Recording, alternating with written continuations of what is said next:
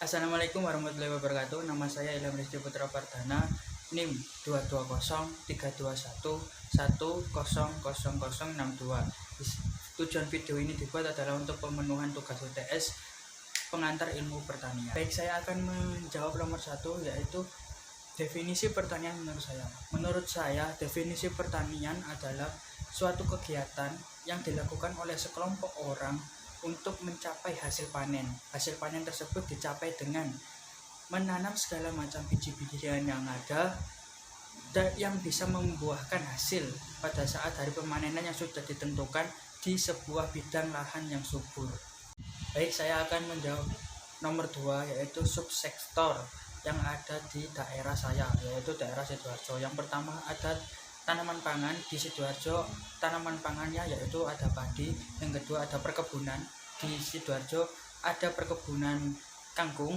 Yang ketiga di sektor peternakan di Sidoarjo itu ada ayam pedaging. Lalu yang keempat ada hortikultura di Sidoarjo sendiri ada timun mas. Lalu yang kelima ada sektor perikanan di Sidoarjo sendiri. Untuk sektor perikanan ada udang dan bandeng. Baik, saya akan menjawab pertanyaan nomor 3, yaitu sejarah pertanian yang ada di Indonesia.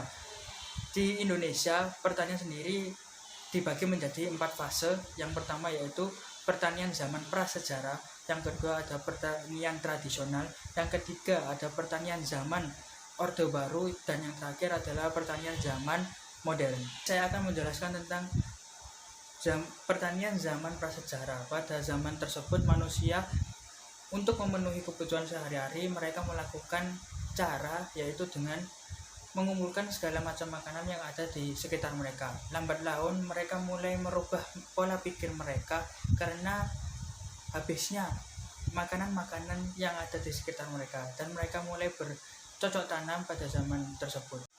Lalu pada zaman berikutnya yaitu zaman pertanian tradisional. Pada zaman ini pertanian mulai berkembang sedikit demi sedikit, yaitu dengan adanya bantuan alat-alat dan bahan yang sangat-sangat sederhana. Contoh alatnya yaitu dengan menggunakan hewan untuk membaca, dengan menggunakan cangkul untuk mencangkul di sawah, dan bahannya yaitu dengan menggunakan pupuk-pupuk organik yang terbuat dari alam-alam sekitar. Selanjutnya yaitu pada zaman pertanian Orde Baru. Pada zaman pertanian Orde Baru ya ini sering disebut dengan revolusi hijau karena membawa 4 perubahan besar dalam dunia pertanian.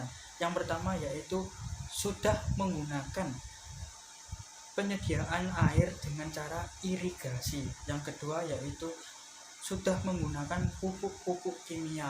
Yang ketiga yaitu pertanian di Indonesia menggunakan pestisida untuk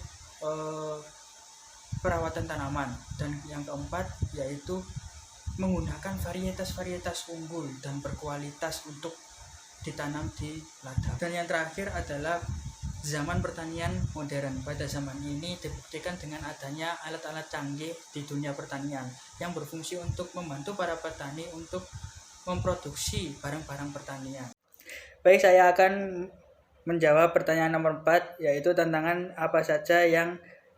pertanian apa saja yang ada di daerah saya, khususnya daerah Sidoarjo. Yang pertama yaitu ada luas lahan. Luas lahan di Sidoarjo semakin tahun semakin berkurang karena adanya pengalihan lahan pertanian menjadi lahan non pertanian, seperti menjadi lahan industri dan lahan perumahan. Lalu yang kedua yaitu keadaan tanah di Sidoarjo semakin tahun semakin berkurang kualitasnya karena adanya pembuangan limbah industri secara sembarangan. Lalu saya akan menjawab pertanyaan nomor 5. Apa yang dimaksud dengan faktor produksi pertanian? Faktor produksi pertanian adalah segala macam cara yang diberikan kepada tanaman pertanian untuk mendapatkan hasil yang maksimal pada saat hari pemanenan. Lalu faktor produksi apa yang digunakan pada pertanian di daerah saya, yaitu Sidoarjo, khususnya komoditas timun mas. Yang pertama ada tanah atau luas lahan. Masalah luas lahan ini semakin tahun semakin menipis lahan pertaniannya di Sidoarjo. Maka dari itu petani harus dituntut untuk bisa mengelola lahan secara baik. Yang kedua yaitu tenaga kerja. Seperti diketahui di Sidoarjo adalah sebuah kota yang dimana jumlah petaninya semakin tahun semakin menipis juga karena tidak adanya regenerasi para petani di Sidoarjo. Dan yang ketiga adalah keahlian.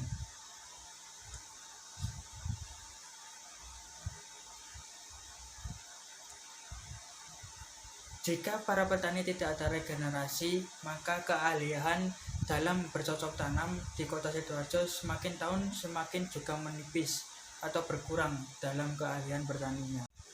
Maka dari itu, dari faktor-faktor tersebut, petani sekarang di Sidoarjo harus bisa beradaptasi dengan perkembangan pertanian pada saat ini. Pertanyaan nomor 6 yaitu apa yang dimaksud dengan pengolahan pasca panen dan pemasaran produk pertanian.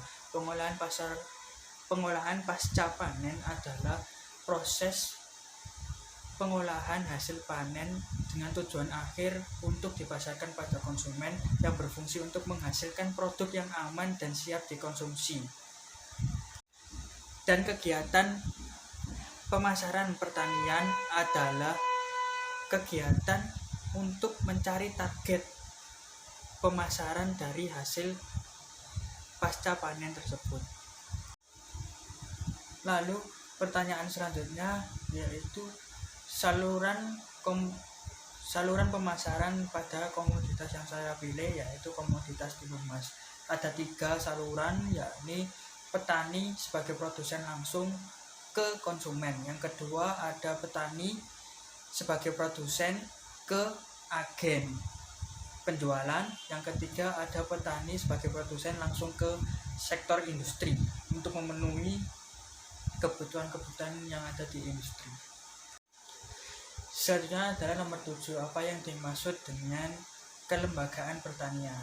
Kelembagaan pertanian adalah segala macam norma yang terstruktur dan berpola yang dilakukan untuk memenuhi segala macam kebutuhan anggota di dalamnya yang terkait erat dengan bidang pertanian.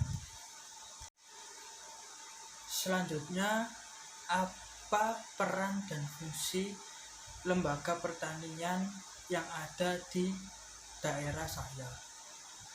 Yang saya ketahui ada 2 kelembagaan pertanian yang ada di daerah saya, yaitu ada koperasi simpan pinjam modal. Fungsinya untuk meminjam modal para petani untuk menjalankan usaha taninya. Yang kedua yaitu ada koperasi unit desa Serbaneka yang fungsinya untuk memasarkan hasil-hasil panen para petani yang ada di Sidoarjo. Dan pertanyaan terakhir adalah bagaimana saya sebagai generasi muda untuk memajukan sektor pertanian. Cara saya yang pertama yaitu sadar akan jumlah para petani yang semakin tahun semakin berkurang. Yang kedua, cara saya adalah meyakinkan kepada orang-orang sekitar bahwa sektor pertanian tidak boleh dipandang sebelah mata karena memiliki potensi yang sangat besar untuk dikembangkan.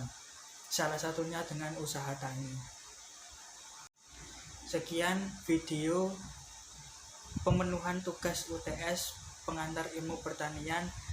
Saya undur diri. Wassalamualaikum warahmatullahi wabarakatuh.